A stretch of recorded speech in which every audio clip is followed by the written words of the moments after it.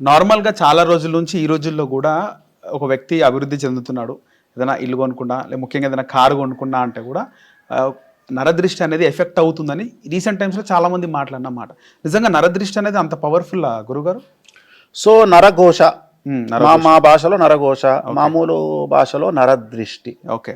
So ఇక్కడ మనుషులకు తగులుతుంది దృష్టి అనేది పక్కన పెడితే కలియుగ దైవం అయినటువంటి తిరుమల వెంకటేశ్వర స్వామి వారికి కూడా దిష్టి తగులుతుంది. ఓకే. సో అందుకనే ఆయనకు చాలా దిష్టి తీస్తారు, రోజుకు 2-3 సార్లు తీస్తారు. అలాగే తిరుప్పావడ సేవ అని ఒక సేవ ఉంటుంది, అది ఇంచుమించు ఒక 100 కిలోల పులిహోర చేసి స్వామివారి ముందర పోసి దిష్టి తీస్తారు. ఓకే. సో వెంకటేశ్వర స్వామి వారికి కూడా రెగ్యులర్ గా ప్రతిరోజు 2-3 సార్లు దిష్టి తీస్తారు. మరి అంత పెద్ద వెంకటేశ్వర స్వామికే దిష్టి తగలదు లేదు, ఆ స్వామి కోనికిస్కగల మనకెందుకు తగలదు, మామూలు మనుషులము. సో ఇక్కడ మనుషులకు ఏంది అంటే ఇవాళ కలియుగంలో కాంపిటీషన్ ఎక్కువగా అయిపోయిన సందర్భంలో, ఈగోస్ ఎక్కువగా, జెలస్ ఎక్కువగా ఉన్న సందర్భంలో మనం ఒక కారు కొనుక్కోగానే మన ఇంటి పక్కోడు చచ్చి చచ్చి చచ్చి మన మీద పడి ఏడుస్తాడు కారు కొనుక్కోండు అని. మనం ఒక టూర్కు పోయినాము అంటే ఇంకొకటి ఏమైంది, ఒకప్పుడు 2000కు పూర్వము 2000 సంవత్సరానికి పూర్వము ఏదైనా చేస్తే సీక్రెట్గా చేసుకునే వాళ్ళము. అంటే ఉదాహరణ ఉన్నా దాచుకొని తినాలి అని, ఉన్నా దాచుకొని తినాలి. అంటే దాచుకొని తినాలి అంటే నువ్వు తినే ఫ్రూట్ కూడా దొంగతనంగా తినాలి, నువ్వు ఇంట్లో పిండి వంటలు చేసుకున్నా దొంగతనంగా తినాలి అనేటువంటి సిద్ధాంతం ఉండే. కానీ ఇవాళ ఏమైపోయింది, నువ్వు గోవా పోతే సెల్ఫీ తీసి నేను గోవాలో ఉన్నాను పెట్టుకోవాలి, నువ్వు తిరుపతికి పోతే నేను తిరుపతిలో ఉన్నాను పెట్టుకోవాలి, కారు కొనుక్కోగానే నాతో పాటు అందరు కారు కొనుక్కున్నాము అని పెట్టుకోవాలి. అంటే జనాలకు మన స్టేటస్, సోషల్ స్టేటస్ను తెలియజేయడానికి జనాలకు మనము చెప్తున్నాం, నేను నా లెవెల్ పెంచుకున్నా, నేను పెద్ద లెవెల్లో ఉన్నా అని చెప్పడానికి ప్రతి ఒక్కటి, ఒక పెళ్ళి అయినా, ఒక ఎంగేజ్మెంట్ అయినా, ఒక బర్త్డే అయినా ప్రతిదీ జనాలకు తెలియజేయాలనుకుంటున్నాం.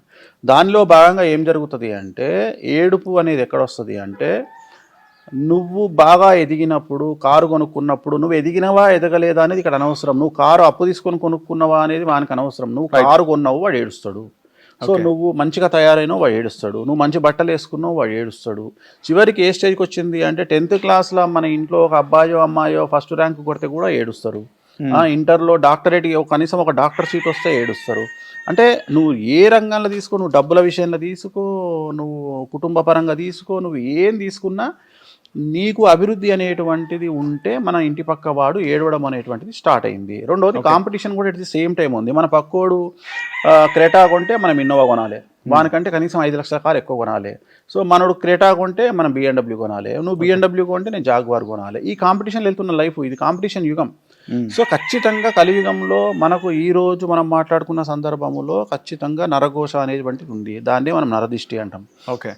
అందుకనే దిష్టి తీసుకోవడం అనేటువంటిది ముఖ్యమైన విషయము. మనము దిష్టి తీయడానికి బూడిద గుమ్మడికాయను రెగ్యులర్గా వాడతాము. సో బూడిద గుమ్మడికాయను ప్రతి అమావాస్య రోజు మనకు ఉన్నటువంటి స్థాయిని బట్టి, అంటే మనకు ఉండే దిష్టిని బట్టి, అది అమావాస్య రోజు మనం బూడిద గుమ్మడికాయని ఇంటి ముందు కొట్టడము, ఎట్ ది సేమ్ టైం బూడిద గుమ్మడికాయను కట్టడము. జనరల్గా చాలా మంది కట్టేది వేరు, కొట్టేది వేరు అంటారు. అలా కాకుండా బూడిద గుమ్మడికాయనే కట్టాలి, బూడిద గుమ్మడికాయనే కొట్టాలి. ఎందుకంటే మంచి గుమ్మడికాయకు విలువ లేదు, అంటే తినే గుమ్మడికాయకు విలువ లేదు. నువ్వు అబ్జర్వ్ చేస్తే తినే గుమ్మడికాయ చేతుల నుండి కింద పడితే పగిలిపోతుంది. అవును. కానీ బూడిద గుమ్మడికాయ నువ్వు బలం వేసి కొట్టినా పగలదు. ఎందుకంటే బూడిద గుమ్మడికాయకున్న పవరు తినే గుమ్మడికాయకు లేదు. ఓకే. తినే గుమ్మడికాయ చాలా మంది ఏం చేస్తారంటే తినడానికి వాడకుండా కొట్టడానికి వాడతారు. ఎప్పుడు కొట్టొద్దు. రెండోది చాలా మందికి తెలియని విషయం ఏంటంటే బూడిద గుమ్మడికాయ కానీ, మంచి గుమ్మడికాయ, తినే గుమ్మడికాయ కానీ, దాన్ని కొట్టేటప్పుడు కానీ కట్టేటప్పుడు కానీ దానికి బొట్లు పెట్టడం కానీ వాటర్ తగలడం కానీ చేయవద్దు. బూడిద గుమ్మడికాయ పెడతారు గురుగారు, అదే తప్పు. ఇప్పుడు చెప్తున్నా, బూడిద గుమ్మడికాయ ఎందుకు కట్టాలి ఆ శాస్త్రం ఏంటంటే, మనము ఒరిజినల్ బూడిద గుమ్మడికాయను తీసుకొచ్చి, పాడైపోయినటువంటి బూడిద గుమ్మడికాయను తీసుకొచ్చి కనుక మనం ఇంటికి కట్టుకుంటే 10 సంవత్సరాల పాటు కూడా బూడిద గుమ్మడికాయ పాడు కాదు. ఓకే. ఓన్లీ ఎప్పుడు పాడైతుంది బూడిద గుమ్మడికాయ అంటే మన మీద నర దృష్టి ఉన్నప్పుడు, లేదా మనకి ఎవరైనా ఇంటి పక్కోడు ప్రయోగాలు చేసినప్పుడు, మన శత్రువులు ప్రయోగాలు చేసినప్పుడు, అప్పుడు మాత్రమే బూడిద గుమ్మడికాయ పాడవుతుంది. ఓకే. కానీ బూడిద గుమ్మడికాయ త్వరగా పాడవడానికి ప్రధానమైనటువంటి కారణం ఏంటంటే, చాలా మంది ఏం చేస్తారంటే దానికి నామాలు పెడతారు, దానికి గంధం రాస్తారు, అవును, దాంట్లో పసుపు వేస్తారు, నీళ్లు పోస్తారు. బూడిద గుమ్మడికాయకున్న లక్షణం ఏంటంటే నీరు తగిలితే పాడవుతుంది. ఓకే. చాలా మందికి తెలియదు ఈ విషయం. సో నీరు తగిలితే పాడవుతుంది. కాబట్టి నీరు ఎట్టి పరిస్థితుల్లో దానికి తగలనివ్వద్దు, దానికి పసుపు కుంకుమలు తగలవద్దు. బూడిద గుమ్మడికాయను ముట్టుకోకుండా బొట్లు పెట్టకుండా డైరెక్ట్గా నెట్లో పెట్టాలి, పైన కట్టేసేయాలి. అంతే. కట్టి నీరు తగలని ప్రదేశంలో కట్టాలి. దాన్ని కడితే మీరు అబ్జర్వ్ చేయండి, 5 ఏళ్ళు అయినా బూడిద గుమ్మడికాయ అట్లనే ఉంటుంది, ఖరాబ్ కాదు. దాన్ని కట్టేదే అందుకని. సో అప్పుడు బూడిద గుమ్మడికాయ ఒకవేళ మనం నిజంగానే వాటర్ తగలకుండా నిజంగానే బూడిద గుమ్మడికాయను కట్టిన సందర్భంలో బూడిద గుమ్మడికాయ నుండి ఒకవేళ ఏదైనా డ్రాప్స్ కింద పడ్డట్టయితే, ఉదాహరణ మనం ఇక్కడ బూడిద గుమ్మడికాయ కట్టినప్పుడు కింద పడుతుంది, అది పాడైపోయినప్పుడు కుళ్ళిపోతుంది. అవును. కుళ్ళిపోయినప్పుడు దాంట్లో నుండి brown colour, red colour water పడుతుంది. సో ఒక్కొక్క కలరు ఒక్కొక్క ఇంపాక్ట్ చూపించుకోవడానికి ఉపయోగపడుతుంది. ఓకే. సో మనకు బ్రౌన్ కలర్ పడితే ఏంది, ఉదాహరణ బ్రౌన్ కలర్ పడితే నరఘోష ఉన్నట్టు లెక్క. ఓకే. లేదు బ్లాక్ బ్రౌన్ కలిపి పడ్డది అంటే ఏదో ప్రయోగం జరిగినట్టు లెక్క. ఓకే. సో ఇట్లా అంచనా వేయడానికి బూడిద గుమ్మడికాయని కడతాం. సో అందుకని నరదిష్టి తీయాలి అంటే ఇది ఒక పద్ధతి. మనుషులకు ఇది ఇప్పుడు నేను చెప్పింది ఏంది, ఇది వాహనాలకు కానీ ఇంటికి కానీ. మరి మనుషులకు దిష్టి తగిలితే ఎట్లా అంటే, మనుషులకు దిష్టి తగిలినప్పుడు చేసే పని ఏంటంటే, తెలియనటువంటి ప్రదేశంలో ఉదాహరణ చెవు వెనకాల కాటుక పెట్టుకోవడం, అరికాళ్లలో కాటుక పెట్టుకోవడము, లేదు నిజంగానే బాగా దిష్టి జరిగినప్పుడు మంత్రించేటువంటి అంటే దిష్టి మంత్రం వేయగలిగిన వాళ్ళు అయితే నీళ్ళకి, ఇప్పుడు ఉదాహరణ మేమైతే నీటికి దిష్టి మంత్రం వేసి వాటర్ బాటిల్ మూత ఓపెన్ చేసి మంత్రం ఇచ్చి 200 ml వాటర్ బాటిల్ ఇచ్చి తాగమంటాం. అట్లా కాకుండా ఇంట్లో నీటితో దిష్టి తీయవచ్చు. నీటితో దిష్టి తీయడం అంటే ఉదాహరణ ఒక టవల్ ఉంటుంది ఇంట్లో మన దగ్గర, ఆ టవల్ని ఏం చేయాలంటే మన ఇంటికి కాంపౌండ్ వాల్ ఉంటుంది, కాంపౌండ్ వాల్కి ఇంటి గోడకు మధ్యలో మనిషి నిలబెట్టి, దిష్టి తగిలిన మనిషి నిలబెట్టి వాటర్లో ఒక బకెట్లో వాటర్ వేసి ఆ వాటర్లో ఈ టవల్ని వేసి తీసి ఆ టవల్తో దిష్టి తీయాలి. ఓకే. టవల్తో దిష్టి తీసి ఆ టవల్ తీసుకుపోయి కాంపౌండ్ వాల్ మీద వేయాలి. ఆ వాటర్ ఎట్టేట గారిపోతుంటాయో దిష్టి అట్లా పోతుంది. ఓకే. సో ఇది ఒక పద్ధతి. ఇది కాకుండా ఇంకా ఎక్స్ట్రీమ్ దిష్టి అంటే నల్ల కోడితో తీస్తారు. నల్ల కోడితో దిష్టి తీస్తారు. నల్ల కోడితో దిష్టి తీసి కొంతమంది కోడిని చంపుతారు, కొంతమంది వదిలేస్తారు, వాళ్ళ ఇష్టం అది. సో ఇట్లా తీయొచ్చు. సో నిమ్మకాయలతో తీయొచ్చు, అలాగే కొబ్బరికాయతో తీయొచ్చు. సో దిష్టి తీసే విధానం చాలా తేడా ఉంటుంది. చాలా రకాల కూడా తీస్తారు. ఉప్పు, దొడ్డు కళ్ళుప్పుతో తీస్తారు, సన్నుప్పు కాకుండా కళ్ళుప్పుతో తీస్తారు. సో చాలా రకాల దిష్టిలు తీసే విధానం. ఎక్స్ట్రీమ్ కొద్దిగా డబ్బులు ఖర్చు పెట్టుకునే వాళ్ళు అయితే మేకతో తీస్తారు. సో వాళ్ళ స్థాయిని బట్టి మేకతో తీస్తారు. సో ఇవి చేసుకోవడం వల్ల రెగ్యులర్గా మనకు ఉండేటువంటి దిష్టి దోషం అనేటువంటిది పోయే అవకాశం ఉంది. అన్నిటికంటే ముఖ్యం దిష్టి తగలొద్దు అంటే ఫస్ట్ చేయాల్సింది బొట్టు పెట్టుకోవాలి. ఓకే. ఏ బొట్టు అయినా పర్లేదు, బొట్టు, రెడ్ బొట్టు, బొట్టు పెట్టుకోవాలి. లేదు బాగా దిష్టి తగులుతుండి బొట్టు పెట్టుకున్నా కూడా అంటే నల్ల బొట్టు పెట్టుకోవాలి. నల్ల బొట్టు ఏం చేయాలంటే, ఏదైనా ఒక దేవాలయంలో హోమం చేస్తుంటారు రోజు. హోమం చేసేటప్పుడు పంతులు గారిని అడిగి ఆ హోమగుండంలో నుండి ఇంత బూడిది, హోమానికి సంబంధించిన బూడిది ఉంటుంది కదా, అది తెచ్చి ఇంట్లో పెట్టుకొని దాంట్లో ఒక నెయ్యి చుక్కేసి ఇట్లా చేతితో రబ్ చేస్తే మొత్తం నల్లగా అవుతుంది. అవును. సో ఆ నల్ల బొట్టు ప్రతిరోజు పెట్టుకోవడం వల్ల ఖచ్చితంగా దిష్టి అనేటువంటిది తగలదు. ఓకే. సో ఇది దిష్టి తగలకుండా ఉండడానికి కొన్ని మార్గాలు. కొంతమంది మెడల్ ఏదైనా నల్ల తీసుకోవచ్చు. నల్లది అంటే అందరికి పడదు. ఇప్పుడు నల్ల దారము అనేటువంటిది అందరికి పడదు. సో అందుకని మనం ఏం చెప్తామంటే, ఇప్పుడు చాలా మంది హీరోయిన్స్ ఉన్నారు, కొంతమంది జాతకరీత్యా నలుపు పడదు. నువ్వు అబ్జర్వ్ చేస్తే కొంతమంది హీరోయిన్ కాళ్ళకు blue colour thread, red colour thread కట్టుకుంటారు. సో ఇప్పుడు లేటెస్ట్గా వచ్చింది ఏంటంటే, దాంట్లో కూడా పాష్ డిజైనర్ వేరు దిష్టి తాళ్ళు వచ్చినాయి, చాలా మందికి తెలియదు. సో వాళ్ళు ఏం చేస్తారంటే దానికి 2 గజ్జలు కడతారు. సో ఆ థ్రెడ్కు 2 గజ్జలు కట్టి, డిజైనర్ వేర్ గజ్జలు కట్టి, blue colour, red colour, pink colour, orange కలర్లో వాళ్ళు థ్రెడ్ ఇస్తారు. ఆ థ్రెడ్ను కాళ్ళకు కట్టుకున్నా సరిపోతుంది. కొన్నిసార్లు మనము కొంతమంది ఏనుగు వెంట్రుక ఉంటుంది, చాలా రఫ్గా ఉంటుంది ఏనుగు వెంట్రుక, దాన్ని కూడా మెడలో వేసుకుంటారు, లేదంటే చేతికి బ్రాస్లెట్లో పెట్టుకుంటారు, లేదంటే కొంతమంది ఉంగరంలో పెట్టుకుంటారు. సో అలా చేసుకోవడం వల్ల నరదృష్టి నుండి తప్పించుకునేటువంటి అవకాశాలు ఉంటాయి. చాలా మంది అబ్బాయిలు కుడికాలు కట్టుకోవద్దు ఆ నల్లతాడు అంటారు. ఏం లేదు, కట్టుకోవచ్చు. కుడికాలు కట్టుకోవచ్చు, కుడికాలు ఎడమకాలు ఏం లేదు, ఏ కాలుకైనా కట్టుకోవచ్చు. కాలుకు కట్టుకోవడం వల్ల చాలా వరకు దిష్టి అనేటువంటిది, ఇంటికి ఎలాగైతే మనం దిష్టి బొమ్మ పెడతామో, ఒక మనిషికి యాక్చువల్గా దిష్టి పోవడానికి ప్రధానమైనటువంటి కారణం బొట్టు. బొట్టు ఉన్నాక కూడా నీకు దిష్టి తగిలింది అంటే అప్పుడు నువ్వు కాలుకి ఏదైనా థ్రెడ్ కట్టాలి. దానివల్ల నీకు దిష్టి అనేటువంటిది తగలదు. ఓకే. సో అలాగే ముఖ్యంగా వాహనాలకు కూడా ఇదే పద్ధతి. వాహనాలకు కూడా సేమ్. మనం ఇప్పుడు ఉదాహరణ వాహనాలకు ఇవాళ రేపు ఏమైపోయిందంటే జీడి గింజలు కట్టాలి వాస్తవంగా. సో ఇవాళ వాహనాలకు జీడి గింజలు కడతలేరు. అంతెందుకు, మనం పూజకు పోతే పంతులకు మొదలే చెప్తున్నారు, పంతులు గారు పసుపు దల్లకండి కుంకుమ దల్లకండి అని చెప్తారు. ఎందుకంటే కారు మీద ఉన్న ప్రేమ పూజ మీద ఉంటలేదు, మీరు పసుపు దల్లకండి అని చెప్తారు. జనరల్గా ఏంటంటే పసుపు కుంకుమ మంచిగా తల్లి ఒక దండ కట్టి అగరబత్తులు ముట్టించి ఆర్తికర్పూరం ముట్టించి 4 నిమ్మకాయలు పెట్టి దాని మించి తొక్కిచ్చి తీసుకపోతేనే దిష్టి పోతుంది, జనరల్గా నరఘోష పోతుంది. కానీ వాళ్ళు అట్లా జరుగుతలేదు. అందుకని జనరల్గా మనం ఏం చేస్తామంటే బూడిద గుమ్మడికాయ కొట్టడం బెస్ట్ ఆప్షన్. మనకు వీలున్నప్పుడల్లా జనరల్గా దసరాకు మనం వాహన పూజలో కొడతాము, బట్ అట్లా కాకుండా ఎక్కువగా మనకు నరదృష్టి ఉన్నప్పుడు ఏం చేస్తారంటే చాలా వరకు తమిళనాడు సాంప్రదాయం అబ్జర్వ్ చేస్తే, ఓకే, నువ్వు తమిళనాడులో ప్రతి సెలబ్రిటీ వాళ్ళు రాజకీయ నాయకులు అవ్వచ్చు, సినిమా వాళ్ళు అవ్వచ్చు, డబ్బున్నోళ్ళు అవ్వచ్చు, పొలిటీషియన్లు అవ్వచ్చు, ఎవరైనా ప్రతి అమావాస్యకు వాళ్ళ ఒక్కొక్క కారుకు ఒక్కొక్క బూడిద గుమ్మడికాయ కొడతారు. సో ఆ సాంప్రదాయాన్ని మనం కూడా తెచ్చుకోవాలి. సో మనం కూడా తెచ్చుకున్నట్లయితే మనకు మంచిది. ఇప్పుడు నేను కూడా నా వాహనాలు ఏమున్నాయో ఆ వాహనాలకు, నా ఆఫీస్కు అన్నిటికీ మనము బూడిద గుమ్మడికాయ కొట్టించి ఆ రోజు రాత్రి అమావాస్య రోజు రాత్రి, ప్రతి అమావాస్య రోజు రాత్రి బూడిద గుమ్మడికాయ కొట్టించి రివర్స్లో పెట్టాలి. రివర్స్ గుమ్మడికాయ పెట్టి అంటే ఇప్పుడు ఈ చిప్ప ఇటు పెట్టాలి, ఈ చిప్ప ఇటు పెట్టాలి, పెట్టి దాంట్లో కుంకుమ మాత్రమే, పసుపు, ఓన్లీ కుంకుమ మాత్రమే వాడాలి. దిష్టికి ఎప్పుడే కానీ పసుపు వాడద్దు. తాంత్రిక పూజలకు దిష్టికి పసుపు మంచిది కాదు. ఎందుకంటే మనం చేసేది మంగళప్రదం కాదు. అక్కడ మనకు ఉన్నటువంటి సమస్య పోగొట్టడానికి మనం కుంకుమ వాడాలి. ఆ కుంకుమను మనం దాంట్లో వేయడము, వేసి ఏం చేయాలి అంటే దాంట్లో కుంకుమ వేసిన తర్వాత బూడిద గుమ్మడి తడి ఏర్పడుతుంది. తడి ఏర్పడ్డాక ఈ చెయ్యి ఇట్లా పెట్టాలి. పెడితే మన చేతికి ఇట్లా రెడ్ కలర్ అంటుతుంది. అట్లా తీసి ఆ గేట్కు మనం ఇంటికి కొడితే ఆ గేట్కి ఇట్లా కొట్టికి అచ్చు. లేదు కార్ అయితే టైర్ల మీద కొట్టాలి.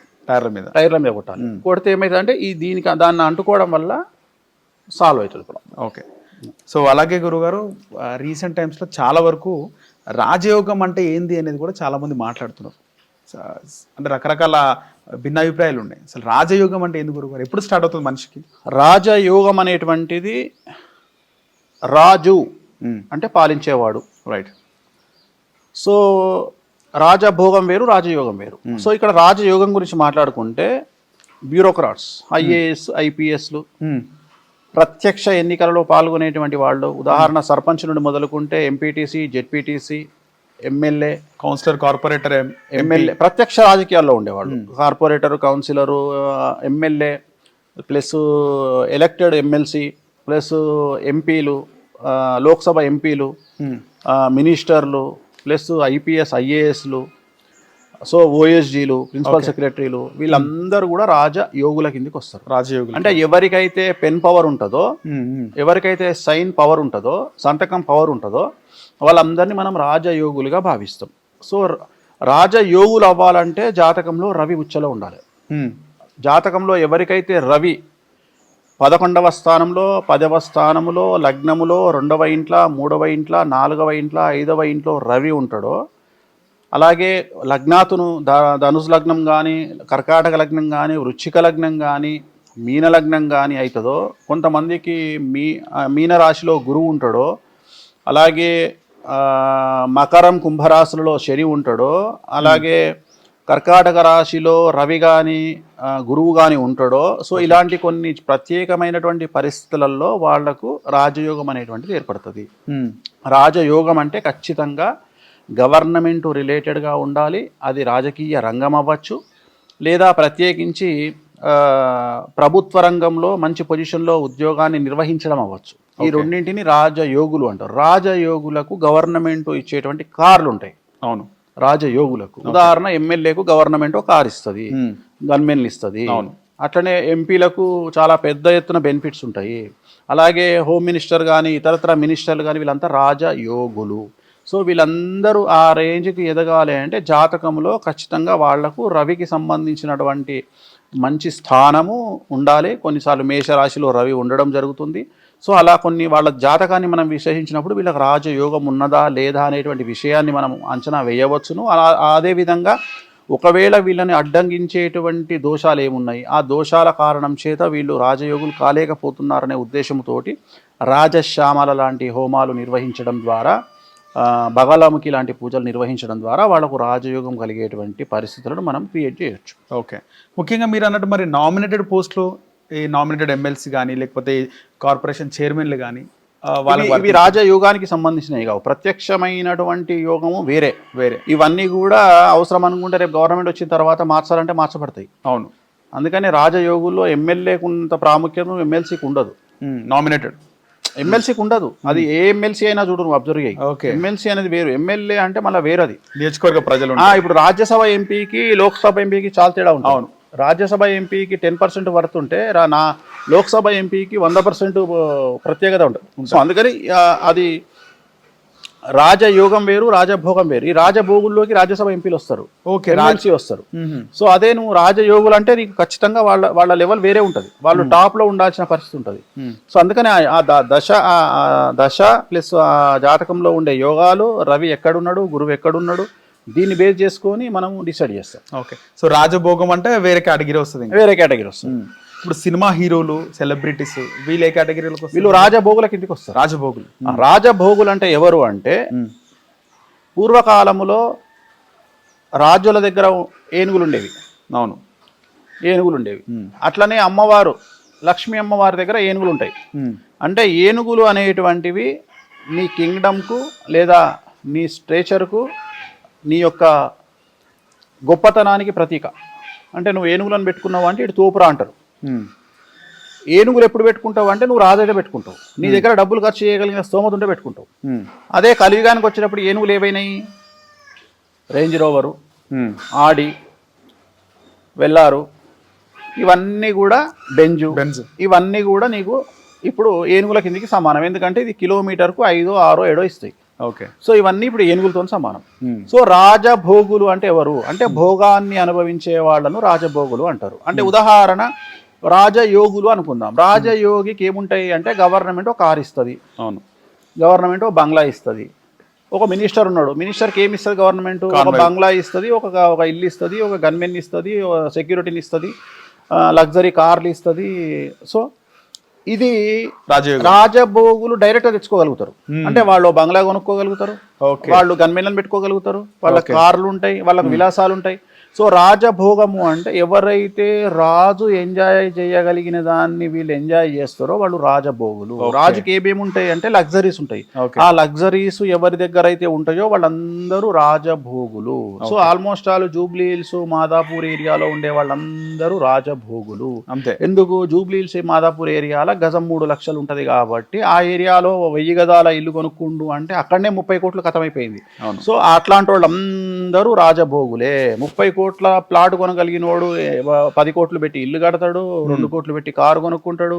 సో ఇవన్నీ కూడా రాజభోగం తాలూకా వ్యవహారాలు. రాజభోగము అంటే లగ్జరీ లైఫ్ను లీడ్ చేసేవాడు రాజభోగి. సో రాజభోగికి చదువుతో సంబంధం లేదు, రాజయోగికి చదువుతో సంబంధం. ఓకే, నువ్వు ఒక ఐపీఎస్ కావాలంటే చదువుకోవాలి, ఒక ఐఏఎస్ కావాలంటే చదువుకోవాలి.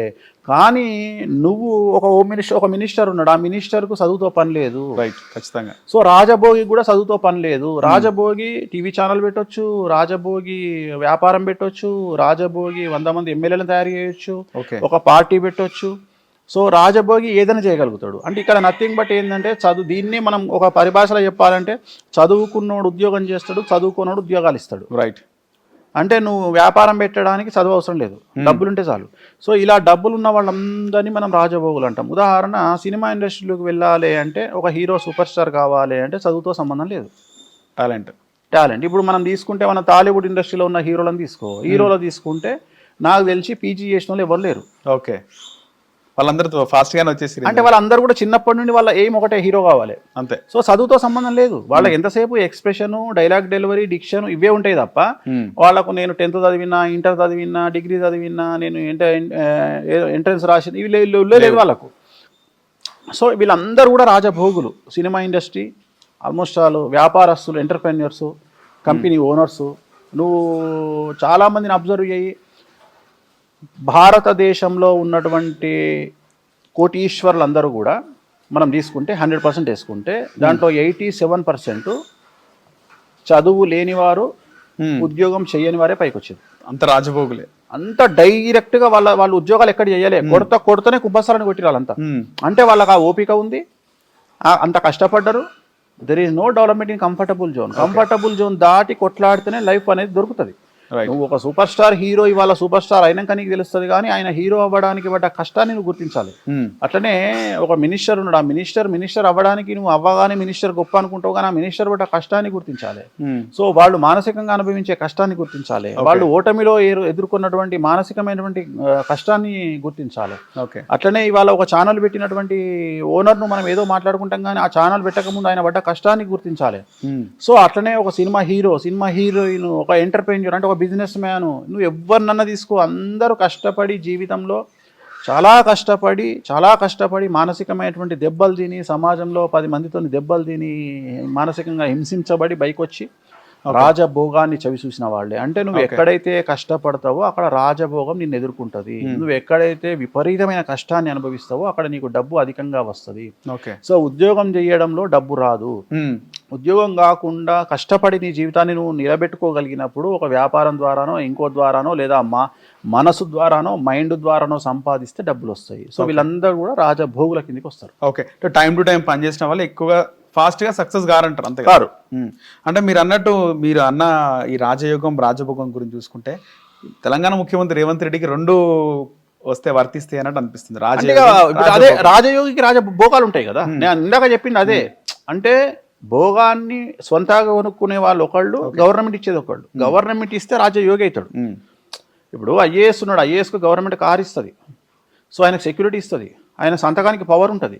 సో ఆయన కొనుక్కోవాల్సిన పని లేదు కార్లు, కానీ బయట ఉన్నాడు కొనుక్కోవాలి. జూబ్లీస్ లో బతికే ఒక బిజినెస్ మ్యాన్ కారు కొనుక్కోవాలి, సెక్యూరిటీ పెట్టుకోవాలి, గన్మెన్లను పెట్టుకోవాలి. సో ఇదంతా ప్రైవేట్ వ్యవస్థ. ఇప్పుడు సీఎం అనే స్థాయి, రాజయోగి స్థాయి, ఆయనకు గవర్నమెంట్ ఆయనకు బంగ్లా ఇస్తుంది, సెక్యూరిటీ ఇస్తుంది, కార్లు ఇస్తుంది. సో అది ఆ యోగమే వేరుంటుంది. కాకపోతే నీ జాతకంలో ఆ యోగం ఉన్నదా లేదా అని అంచనా వేయడానికి గ్రహాల యొక్క కాంబినేషన్ ఉంటుంది. ఒక మామూలు సర్పంచ్గా గెలవాలంటే ఒక గ్రహాల కాంబినేషన్ ఉంటుంది, ఒక ఎమ్మెల్యేగా గెలవాలంటే ఒక గ్రహాల కాంబినేషన్ ఉంటుంది, ఒక మినిస్టర్ కావాలంటే ఒక గ్రహాల కాంబినేషన్ ఉంటుంది, ఒక సీఎం కావాలంటే ఒక గ్రహాల కాంబినేషన్ ఉంటుంది. సో అందరి జాతకాలు ఒకేలా ఉండవు. ఒక్కొక్క జాతకంలో ఉండేటువంటి గ్రహాల సంయోగము, గ్రహాల పొజిషను, ఆ గ్రహాలు ఎక్కడున్నాయి, గురుపుష్య యోగం ఉన్నదా, నీచభంగ రాజయోగం ఉన్నదా, లేకుంటే బుధాదిత్య యోగం ఉన్నదా, గజకేసరి యోగం ఉన్నదా, సో ఏ యోగం ఉన్నది అనే దాన్ని బట్టి ఆ వ్యక్తి ఎంత రీచ్ అవుతాడు. ఒక ముఖ్యమంత్రి స్థానానికి వెళ్తాడా, ఒక పార్టీ ప్రెసిడెంట్గా వెళ్తాడా, లేకపోతే ఒక ఓఎస్డీగా వెళ్తాడా, ఒక కలెక్టర్గా వెళ్తాడా, ఒక ఐపీఎస్ అవుతాడా అనేదాన్ని అతని జాతకంలో ఉండేటువంటి యోగాల్ని బట్టి. ఉదాహరణ, ఇప్పుడు కుజుడు కాంబినేషన్లో స్ట్రాంగ్ ఉన్నాడు అనుకో, వాళ్ళు ఐపీఎస్లు అవుతారు. అదే రవి స్ట్రాంగ్ ఉన్నాడు అనుకో, లేకపోతే రవి గురువులు ఇద్దరు స్ట్రాంగ్ ఉన్నారనుకో, వాళ్ళు ఓఎస్డీలు అయ్యే అవకాశం ఉంటుంది. ఓఎస్డీ అంటే నథింగ్ బట్ ఆ ఓఎస్డీ ఏం చెప్తే మినిస్టర్ అది వింటాడు. అంటే ఇక్కడ మాట జల్లుతుంది అంటే గురువు స్ట్రాంగ్ ఉండాలి. గురువు స్ట్రాంగ్ ఉంటే మాట జల్లుతుంది. సో ఆ జాతకాన్ని మనం విశ్లేషించవచ్చు. ఒక మనిషి జాతకాన్ని విశ్లేషించినప్పుడు ఓకే ఈయనకు రవి గురువుల కాంబినేషన్ బాగుంది అన్నప్పుడు మనం అంచనా వేసి ఓకే ఈయన మనకు ఓఎస్డీ లెవెల్ వెళ్తాడు, లేదా ప్రిన్సిపల్ సెక్రటరీ అవుతాడు. సో ఇట్లాంటి కాంబినేషన్స్ ఉంటాయి. ఉదాహరణ, ఒక అమ్మాయికి రవి శుక్రులు ఉన్నారు. రవి శుక్రులు ఉన్నప్పుడు రాజకీయపరమైనటువంటి వ్యవస్థల ద్వారా అమ్మాయి జాతకం బాగుండే అవకాశం ఉంది. ఖచ్చితంగా వాళ్ళు అది వదిలిపెట్టి వేరే రకంగా పోతే వర్కౌట్ కాదు. ఉదాహరణ, రవి శుక్రులు అంటే రవి అంటే రాజకీయము, శుక్రుడు అంటే సినిమా ఇండస్ట్రీ. అంటే రవి శుక్రుడు ఉన్నటువంటి అమ్మాయిలు ఖచ్చితంగా సినిమా ఇండస్ట్రీ వైపు, రాజకీయాల వైపు మళ్ళీ, లేదా ఇద్దరి వల్ల తమ లైఫ్ని ముందుకు తీసుకెళ్లే అవకాశం ఉంటుంది. వాళ్ళు ఇండస్ట్రీలో లేకున్నా సరే. ఒక అమ్మాయికి శుక్రుడు ఉచ్చలో ఉంటే అయితే అమ్మాయి హీరోయిన్ అవ్వాలి, లేదా అమ్మాయి సినిమా ఇండస్ట్రీకి సంబంధించినటువంటి వ్యక్తికి భారీగా వెళ్ళే అవకాశం ఉంటుంది, లేదా తను ప్రొడ్యూసర్ అయ్యే అవకాశం ఉంటుంది. అట్లనే రవి ఉచ్చలో ఉన్న అమ్మాయి అయితే రాజకీయ నాయకుడి వల్ల పైకి వచ్చేటువంటి అవకాశాలు ఉంటాయి. అట్లనే బుధుడు ఉచ్చలో ఉన్న అమ్మాయి అయితే యాంకర్ అయ్యే అవకాశం ఉంటుంది. ఎందుకంటే యాంకర్లకు గొంతుతో పని ఉంటుంది. బుధుడు అంటే గొంతు, వాయిస్. ఎందుకంటే ఇప్పుడు నువ్వు బాలసుబ్రహ్మణ్యం గారి జాతకం తీసుకుంటే, సింగర్ శ్రేయా ఘోషాల్ జాతకం తీసుకుంటే ఆమెకు బుధాదిత్య యోగం ఉంది, బాలసుబ్రహ్మణ్యం గారికి బుధాదిత్య యోగం ఉంది. అంటే ఎవరికైతే బుధాదిత్య యోగం ఉంటుందో వాళ్ళ వాక్కు అనేటువంటిది చాలా ఇంపార్టెంట్ ఉంటుంది. వాళ్ళ వాక్కు అంటే వాయిస్ అంటారు దాన్ని. ఆ వాయిస్ ద్వారా వాళ్ళకు పేరు ప్రఖ్యాతులు వస్తాయి. అట్లా ఒక మనిషిని మనం అంచనా వేసినప్పుడు వీళ్ళు సినిమా ఇండస్ట్రీలో పైకి వస్తారా, వీళ్ళు వోకల్ ఇండస్ట్రీలో పైకి వస్తారా, వీళ్ళు ఇన్స్ట్రుమెంట్ ద్వారా పైకి వస్తారా, వీళ్ళు క్రీడారంగం ద్వారా పైకి వస్తారా. ఉదాహరణ, రవి శుక్రులు ఉన్నటువంటి మగపిల్లల్ని తీసుకుంటే వాళ్ళు క్రికెట్లను, వాలీబాల్ను, ఇంకే స్పోర్ట్లను మంచి ప్రాముఖ్యత సంపాదించే అవకాశం ఉంటుంది. సో అట్లా మనం అంచనా వేయొచ్చు. ఒక వ్యక్తి జాతకాన్ని విశ్లేషించినప్పుడు వాళ్ళు ఏ స్థాయికి వెళ్తారు, ఆ గ్రహాల యొక్క కారణం ఏంది అని తెలుసుకునే అవకాశం ఉంటుంది. రైట్. మీరు రీసెంట్గా ఎన్నికల తర్వాత మీరు ఒక మాట చెప్పడం జరిగింది. 2 తెలుగు రాష్ట్రాల ముఖ్యమంత్రుల్లో ఒకరు ముఖ్యమంత్రి అవ్వడానికి కోట్ల రూపాయలు ఖర్చు పెట్టి పూజ చేసినారని మీరు చెప్పారు. అంటే గత 2019కి ముందు ఉన్న తెలుగు ముఖ్యమంత్రులు, ఇప్పుడున్న తెలుగు ముఖ్యమంత్రులు 4 జాతకాలు మీరు చూసుకుంటే 4 ఎవరో ఒకరు మీరు గతంలో చూడడం జరిగిందా, వీళ్ళు మళ్ళీ ముఖ్యమంత్రి అవుతారు లేదా వీళ్ళకి యోగం ఉంది అని? కామన్ అది. ఇప్పుడు ఒక ముఖ్యమంత్రి ఓడిపోయిండు అనగానే అందరితో అయిపోదు లైఫ్. ఏ ముఖ్యమంత్రి అయినా గుర్తుంచుకోవాల్సింది ఏంటంటే, అక్కడ మనం చూసేది ఏంటంటే వయస్సును బట్టి ముఖ్యమంత్రి ఉండడా అని చూస్తాం. బట్ ఆయన లేకపోతే ఆయన జనరేషన్ ఆగదు కదా. ఒక ముఖ్యమంత్రి కొడుకు ఇమీడియట్ గా ఇంకో ముఖ్యమంత్రి అవుతాడు. సో ఇక్కడ విషయం ఏంటంటే, ఈ రోజు రాత్రి అయింది అంటే రేపు తెల్లవారుతుంది. సో అట్లనే ఇవాళ ఓడిపోయిన ముఖ్యమంత్రి ఇవాళ మాజీ ముఖ్యమంత్రి రేపు ముఖ్యమంత్రి అవుతాడు, రేపు ఇవాళ ముఖ్యమంత్రి రేపు మాజీ ముఖ్యమంత్రి అవుతాడు. కామన్ అన్నట్టు ఇది జాతకంలల్లో ఉంటుంది. జాతకమే కాదు ఇక్కడ. కాకపోతే ఇక్కడ మనం ఆలోచించేది ఏం ఆలోచిస్తామంటే, కంటిన్యూగా రెండవసారి ముఖ్యమంత్రి అవుతాడా కాడా అనేది పెద్ద విషయం తప్ప ముఖ్యమంత్రి అవడం పెద్ద విషయం కాదు ఇక్కడ. ఓకే, ఇవాళ రేవంత్ రెడ్డి గారు ముఖ్యమంత్రి అయిపోయింది అక్కడ అయిపోయింది. బట్ ఆయన రెండవసారి ముఖ్యమంత్రి అవుతాడా కాడా అనేది ఇక్కడ క్వశ్చన్. దీని మీద ఏం ఆధారపడి ఉంటుంది? కాంగ్రెస్ పార్టీ వస్తుందా రాదా, వచ్చినప్పుడు రేవంత్ రెడ్డి గారు అవుతారా కారా, లేకుంటే ఇంకేమైనా కాంట్రవర్సీస్ ఉంటాయా, అది మనం ఆలోచన చేస్తాం. ఓకే, ఇక్కడ మనం ఆలోచన చేసేది అది. అంతేగాని ముఖ్యమంత్రులు అనేటువంటిది సహజంగానే కంటిన్యూగా ముఖ్యమంత్రులు అయితేనే ఉంటారు. కానీ జనరల్గా మనకు ఉన్నటువంటి మన అంటే సౌత్ ఇండియాలో ఒక్క తమిళనాడు మినహా మనకు ఉన్నటువంటి ఒక సెంటిమెంట్స్ ఏంటంటే రెండవసారి ముఖ్యమంత్రి అయినాక మూడవసారి ముఖ్యమంత్రి అయిన చరిత్ర మన దగ్గర లేదు. కంటిన్యూగా నేను చెప్పేది అంటే 10 సంవత్సరాలు పాలించిన ముఖ్యమంత్రి మన తెలుగు రాష్ట్రాలలో లేడు. ఈవెన్ 10 సంవత్సరాలు కంప్లీట్ చేసిన ముఖ్యమంత్రి కూడా లేడు. ఒకవేళ ఇంతకుముందు చేసిన ముఖ్యమంత్రుల పేర్లు ఎవరి తీసుకున్నా కనీసం 6 నెలలు తక్కువ చేసిరు తప్ప, అంటే 2 సంవత్సరాలకు 2 టర్ములకు అంటే 10 సంవత్సరాలకు 9 సంవత్సరాలు 5 నెలలు 6 నెలలకు అయిపోయింది తప్ప 10 years కంప్లీట్ చేసినటువంటి ముఖ్యమంత్రులు తెలుగు రాష్ట్రాలలో లేరు, ఎవరు లేరు ఇప్పటి వరకు. అది ఎందుకో సెంటిమెంట్ గా అది అట్లా కంటిన్యూ అవుతుంది. సో నాకు తెలిసి అది కంటిన్యూ అయ్యే అవకాశం అయితే ఉండకపోవచ్చు, ఇక మీద కూడా ఉండకపోవచ్చు. అంటే నేను అనేది టెన్యూర్, నేను పూర్తి టెన్యూర్ చెప్తున్నా, అంటే 10 సంవత్సరాలు అని చెప్తున్నా. అంటే 10 సంవత్సరాలకు 2 నెలలు తక్కువైనట్టే కదా. 10 సంవత్సరాలకు 2 నెలలు తగ్గినట్టే కదా. అది నేను చెప్పాను. మీరు 2023కు ముందు కూడా అదే చెప్పినారు. ఈసారి బీఆర్ఎస్ గెలిస్తే కేటీఆర్ ని ముఖ్యమంత్రి చేస్తాడు కేసీఆర్ గెలిస్తే అన్న. అంటే నేను అక్కడ నేను ప్రిడిక్ట్ చేయలేదు. నేను అసలు మీరు అప్పటికే 10 years కంప్లీట్ కాదు ఇంకా ఫిక్స్ అది చెప్పిన. నేనేం చెప్పినా అంటే కేసీఆర్ గారి జాతకంలో 10 సంవత్సరాలు కంప్లీట్ చేసుకునే యోగం లేదు. సో అది కూడా లేదు. ఆయన కూడా నాకు తెలిసి 6 నెలల ముందు ఎలక్షన్లకు పోయారు కాబట్టి, సో అప్పుడు డిసెంబర్లో ఎలక్షన్లు అయినాయి. సో అదే జనరల్గా బేసిక్గా మనం అంచనా వేసేది 2018లో పోయినాయి. కొన్ని సెంటిమెంట్స్ ఉంటాయి, కొన్ని జాతకాలు ఉంటాయి. సో సహజం అవి. గురుగారు, చాలా మందికి కాలసర్ప దోషం వల్ల పెళ్లిలు అవ్వవు, దోషానికి శ్రీకాళహస్తి పోవాలని అంటారు. సరే, కాలసర్ప దోషం అంటే ఏంది, నివారణ ఏ విధంగా ఉంటుంది? సో అంటే జనరల్గా వేరే వాళ్ళు జ్యోతిష్కులు నేను చెప్పే జ్యోతిషానికి తేడా ఏంది అంటే, నేను జనరల్గా నేను ఏదైనా కానీ జనాలకు అర్థమయ్యే విధంగా చెప్తా. ఇప్పుడు ఉదాహరణ తీసుకుందాము. సో ఇప్పుడు కాలసర్ప దోషం అంటే ఏంటంటే, ఇప్పుడు నేను మీకు ఎగ్జాంపుల్తో సహా చెప్తా. ఇప్పుడు కేతువు రాహువు మధ్యన, ఇప్పుడు ఉదాహరణ ఇప్పుడు ఇది ఉంది, ఇది చూడు. ఓకే, ఇక్కడ మనకు రాహు ఉన్నాడు, సో ఇక్కడ కేతు ఉన్నాడు, రైట్. సో దీన్ని రాహుకేతువుల మధ్యలో మిగిలిన గ్రహాలన్నీ శుక్రుడు, బుధుడు, రవి, కుజుడు, చంద్రుడు, శని, సో ఆల్మోస్ట్ ఆల్ నువ్వు అబ్జర్వ్ చేస్తే అన్ని వచ్చేసినాయి, మనకు మొత్తం వచ్చేసినాయి. సో ఇప్పుడు దీన్ని బట్టి దీని అంటే ఏమంటారు అంటే, రాహుకేతువుల మధ్యన మిగిలిన గ్రహాలు బంధింపబడడాన్ని కాలసర్ప దోషం అంటాం. ఓకే. సో ఇప్పుడు ఈ సంవత్సరం మనకు అది 2 నెలలు వస్తుంది, ఈ సంవత్సరం. సో ఎవరెవరికైతే ఇప్పుడు నేను మాట్లాడిన విధంగా వాళ్ళు ఈ టైంలో పుడతారో వాళ్ళందరి జాతకంలో కాలసర్ప దోషం ఉన్నట్లు లెక్క. ఈ 2 months పీరియడ్ లో 2 months పీరియడ్ లో, అంటే మనకు అది జూన్ లో వస్తుంది, ఈ సంవత్సరం 2026 జూన్ లో వస్తుంది. ఓకే. సో జూన్ లో మనకి ఏమొస్తుంది, సవ్యకాల సర్పదోషం అంటాం దాన్ని. అంటే మనకు 2 రకాల సర్పదోషాలు ఉంటాయి. రాహు కేతువుల మధ్యన, ఇప్పుడు రాహు కేతువు మధ్యన మిగిలిన గ్రహాలు బంధింపబడి ఉన్నాయి కాబట్టి దీన్ని సవ్యకాల సర్పదోషం అంటారు. ఒకవేళ కేతువు రాహు మధ్యన మిగిలిన గ్రహాలు బంధింపబడి ఉంటే దాన్ని అపసవ్యకాల సర్పదోషం అంటారు. సో దీన్ని కాలసర్పదోషం అంటాం. సో కాలసర్పదోషం అనేటువంటిది జనరల్ గా మనకి ఏం చేస్తుంది అంటే, ఇక్కడ కాలము అంటే దాని అర్థం ఏంటి అంటే సమయము అని అర్థం. కాలము అంటే సమయం, రైట్. సర్పము అంటే సర్పం, మనకు తెలుసు ఆ విషయం. సో కాల సర్పము అంటే సమయానికి పట్టే సర్పము, అంటే మన జీవితానికి పట్టే సర్పాన్ని కాలసర్ప దోషం అంటాం. అంటే ఉదాహరణ, కొంతమంది వాళ్ళ జీవితంలో నీకు బాగా అర్థమైతే అనుకోకుండా ఒక రోజు అనుకుంటా, ఐ థింక్ అదేదో సినిమా వస్తుంది, చార్మి సినిమా ఉంటుంది, జయవల్ బాబు సినిమా. దాంట్లో హీరోయిన్ ఒక రోజు స్కిప్ అవుతుంది, ఆమె డ్రగ్స్ తీసుకొని ఒక డే స్కిప్ అవుతుంది. ఆమెకు తెలియదు, తెల్లారంటే 12వ తారీఖు నాడు రాత్రి పడుకున్న మనిషి 14 మార్నింగ్ లేస్తుంది, మధ్యలో 13 మిస్ అవుతుంది. అవును, అంటే వేస్ట్ అయిపోయింది ఆ డే ఆమె జీవితంలో.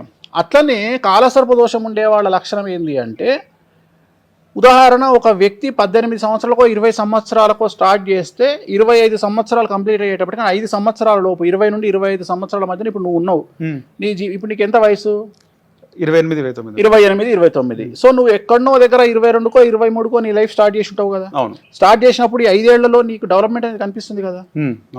అంటే పలాని నరేష్ ఏం చేసిండా అంటే, సార్ నేను 23 గురువు గారు ఈ పని స్టార్ట్ చేసిన, 25కి ఇక్కడికి వచ్చిన సార్, ఇగో 23లో నాకు 2 వీలర్ ఉండే, 25లో నాకు ఇప్పుడు 28 ఏళ్ళకు నాకు కారు ఉంది సార్, నేను అప్పుడు సింగిల్ బెడ్రూమ్ ఇల్లు కొనుక్కున్నా సార్, ఇప్పుడు డబుల్ బెడ్రూమ్ ఇల్లు కొనుక్కున్నా సార్, ఆ రోజు నా బ్యాంక్ బ్యాలెన్స్ ఒక 5 లక్షలు సార్, ఇవాళ నా బ్యాంక్ బ్యాలెన్స్ అంటే నువ్వు చెప్పుకోవడానికి ఈ 5 ఏళ్లలో నీ లైఫ్ గ్రాఫిక్ పెరిగింది కదా. రైట్. సో ఇలా పెరగకుండా ఇలా కంటిన్యూ అవ్వడం కాలసర్పదోషం. ఓకే, అంటే నీ ఎక్కడ వేసిన గొంగలి అక్కడ ఉండడమే అనేటువంటి కాలసర్పదోషం. డెవలప్మెంట్ ఉండదు. కానీ కొంతమంది డెవలప్ అయినా కూడా వాళ్ళకు మిగలవు. నేను అదే చెప్తున్నా. ఇప్పుడు ఉదాహరణ ఎట్లుంటుంది అంటే ఈ కాలసర్పదోషంలో ఒకటి ఇలా వెళ్ళడం, రెండోది ఇలా వెళ్ళి ఇలా రావడం. ఓకే, అంటే ఉదాహరణ జీవితంలో ఏమీ లేని వ్యక్తి డబ్బు సంపాదించి 10 కోట్లు సంపాదించి కింద పడిపోవడం కాలసర్పదోషం. రైట్. సో ఇలా రకరకాలుగా ఉంటాయి కాలసర్పదోషం. అంటే ఉదాహరణ ఫ్యామిలీ మొత్తం యాక్సిడెంట్లు అవ్వడం. అంటే ఒకటే ఫ్యామిలీ, ఇప్పుడు మనం వింటుంటాం, మనం ఏదో దర్శనానికి పోయి వస్తున్నారు, సడన్గా అనుకోకుండా యాక్సిడెంట్ అయ్యి ఫ్యామిలీ చనిపోయింది, కాలసర్పదోషం. సో మగపిల్లలు పుట్టి చనిపోవడం, అలాగే మగపిల్లలు ఆటిజంతో పుట్టడం, అలాగే భార్యాభర్తలు విడిపోవడం, ఓకే, అలాగే క్యాన్సర్ వల్ల చనిపోవడం. ఇప్పుడు క్యాన్సర్ వల్ల 70 ఏళ్ళకి చనిపోవడం వేరు, క్యాన్సర్ వల్ల 50 ఏళ్ళకి చనిపోవడం వేరు. 50 ఏళ్ళు అంటే యంగ్ స్టేజ్ ఈ జనరేషన్లో. సో 50 ఏళ్లకు క్యాన్సర్ వల్ల చనిపోవడం కాలసర్పదోషం. సో ఇలా కాలసర్పదోషాన్ని మీకు మీరే గమనించుకోవాలి. అంటే ఒక వ్యక్తి తన జాతకాన్ని తానే విశ్లేషించుకోవాలి. అంటే ఇవాళ రేపు ఆన్లైన్ యాప్లు చాలా వచ్చినాయి జ్యోతిషానికి సంబంధించి. మీ డేట్ ఆఫ్ బర్త్, మీ టైం కొట్టి ఓపెన్ చేసుకుంటే రాహు ఇక్కడుండి, కేతు ఇక్కడుండి, మిగిలిన గ్రహాలన్నీ ఈ లోపల దాన్ని ఏమంటారు, రెయిన్బో లాగా ఉంటే దాన్ని కాలసర్పదోషం అంటారు. ఖచ్చితంగా ఎవరైనా తెలుసుకోవచ్చు.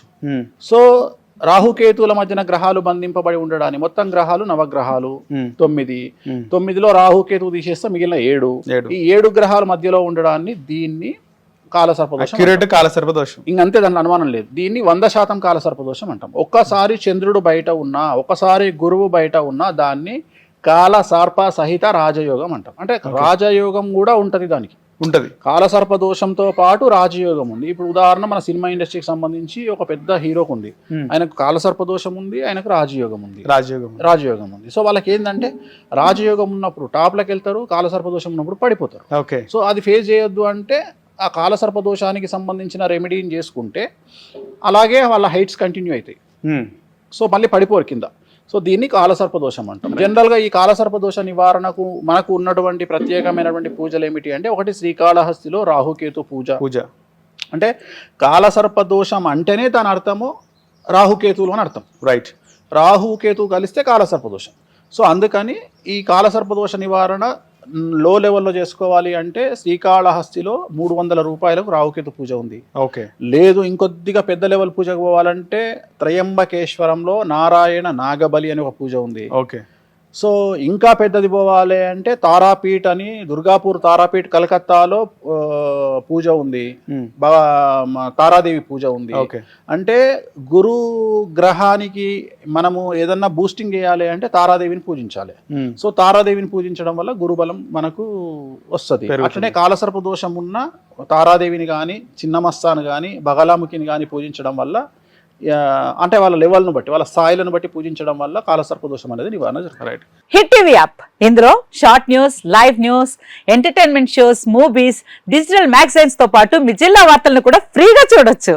ఇంకెందుకు ఆలస్యం, వెంటనే హిట్ టీవీ యాప్ ని డౌన్లోడ్ చేసుకుని ఫ్రీగా ఎంటర్టైన్మెంట్ పొందండి. Hit TV app. Hit TV app. Please download hit TV app. Hit TV app ని ఫ్రీగా డౌన్లోడ్ చేసుకుని ఎంజాయ్ చేయండి. మీకు నచ్చిన ఎంటర్టైన్మెంట్ కోసం హిట్ టీవీ యాప్ ని ఫ్రీగా డౌన్లోడ్ చేసుకుని ఎంజాయ్ చేయండి. హిట్ టీవీ యాప్ ని డౌన్లోడ్ చేసుకుని ఆస్వాదించండి, ఆశీర్వదించండి. ఇంతమంది సెలబ్రిటీలు హిట్ టీవీ యాప్ ని డౌన్లోడ్ చేసుకోండి అని చెప్తున్నారంటే ఎంత మంచి యాప్ ఆలోచించండి. అమెరికా అమెరికా అమెరికా అమెరికాలో చదవాలనుకునే వాళ్ళకి విశ్వసనీయమైన పేరు మన శౌర్య కన్సల్టెన్సీ. UK లో 1 year masters, UK లో 1 year masters, 2 years work permit up to 5 years visa. Contact Saurya Consultancy. Contact 89851 89851.